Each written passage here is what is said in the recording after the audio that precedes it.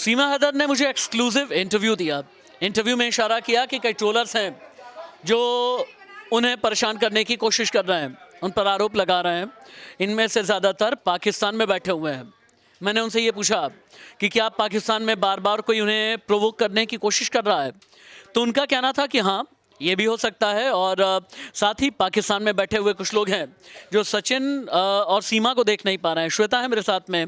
श्वेता, चिट्ठी का सच हम बता चुके हैं, लेकिन आज सीमा ने मुझे एक्सक्लूसिव इंटरव्यू में ये कहा कि पाकिस्तान में बैठे हुए कई लोग ऐसे हैं जो उसके खिलाफ कुछ नेगेटिव, कुछ बुरा करना चाहते हैं। तुम्हें क्या लगता है कि क्या पाकिस्तान में बैठ करके सीमा के खिलाफ कोई अंतर्राष्ट्रीय साजिश हो रही है?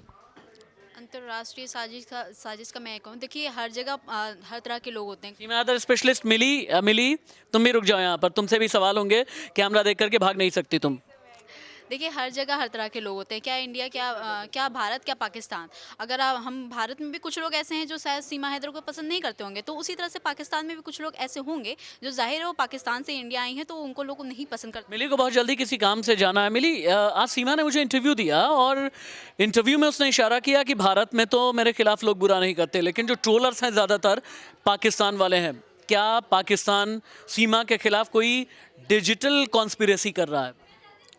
सर, डिजिटल कॉन्स्पिरेसी और पाकिस्तान वालों को बुरा तो ज़रूर लग रहा होगा कि सीमा हैदर हिंदुस्तान की इतनी तारीफ़ करती रहती हैं, यहाँ के कल्चर को अडेप्ट कर चुकी है, तो कहीं ना कहीं उनको मिर्ची तो लग रही होगी। तो अब वो फिज़िकली कुछ नहीं कर सकते, तो अब डिजिटली करने की कोशिश कर रहे हैं जिससे वो मेंटल उनको हैरेस कर सके। ठीक है, थैंक यू मिली। हालांकि सीमा ने और भी लगभग 25 मिनट के इंटरव्यू में और भी कई बातें की हैं, कही हैं। संदीप है मेरे साथ में। संदीप, सीमा का प्यार, इधर तो आ जाओ, प्यार को पीठ नहीं दिखा सकते तुम। सीमा का प्यार, सीमा की मोहब्बत, सीमा का प्यार जिस तरह से परवान चढ़ा, सबसे पहले तुमने पूरी दुनिया को बताया, क्योंकि तुमने ये कहा कि तुम भी मोहब्बत के मैसेंजर हो, मैसेंजर ऑफ लव। क्यों तुमने उस वक्त ये कहा था? और ये कहा था कि मोहब्बत की नई इबारत लिखी जाएगी, ठीक वैसी ही इबारत जैसा एक ज़माने में मैं लिखना चाहता था। ऐसी बातें क्यों की थी तुमने?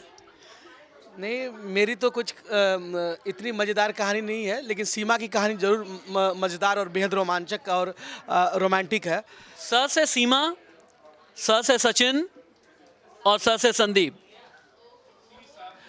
स से ये भी सच्चाई है कि सीमा और सचिन साथ है और संदीप किसी और के साथ है।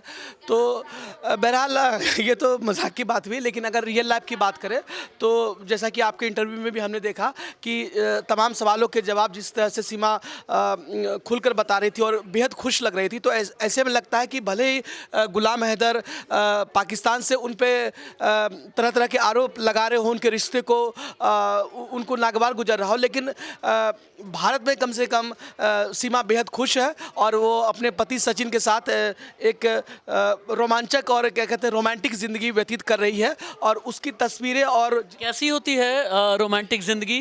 रोमांटिक ज़िंदगी की रुमानियत क्या होती है, थोड़ा बताओ ना, क्योंकि मैं तुम्हें मोहब्बत का मैसेंजर कहता हूँ ना।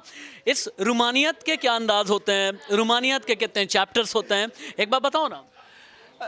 भले ही सीमा पाकिस्तान से आई है, उन पे तरह तरह के आरोप लग रहे हैं, लेकिन उनके चेहरे पे तनिक भी सिकन नज़र नहीं आती है, बल्कि वो उनका खिलखिलाता मुस्कुराता चेहरा जिसे कि हर शख्स देखना चाहता है, या हर पूरा न्यूज़ रूम जाता है कि संदीप जानता है कि संदीप हमेशा खिलखिलाता रहता है, हमेशा मुस्कुराता रहता है, तो यानी ये कि मोहब्बत का मैसेंजर है संदीप, इसलिए ऐसा होता है। नहीं, आप मजाक में कह रहे हैं, मेरा कोई लेना देना नहीं उससे, मैं कोई उतना बड़ा मैसेंजर भी नहीं हूँ। लेकिन हाँ, सीमा ज़रूर खुश है और आपके इंटरव्यू में खास तौर से अब तक आपने मुझे लगता है 10-12 कम से कम इंटरव्यू लिए होंगे, लाइव इंटरव्यू, सब में हमने देखा कि हर एक अगले इंटरव्यू में सीमा ज़्यादा खुश नज़र आई। भले ही हमें लगता हो कि सीमा परेशान है, सीमा हैदर वहाँ से भले ही उन पे आरोप लगाते हो, लेकिन वो ज़्यादा यहाँ पे खुश लगती है। और यही इस बात का सबूत भी ये है कि वो तमाम पर्व त्यौहार और जितने भी रीति रिवाज है भारत के, उसको मान रही है और वो भारतीय परिधानों में बेहद खुश लग रही है। तो उनकी खुशी को देख कर ही ऐसा लगता है कि वो रोमांटिक ज़िंदगी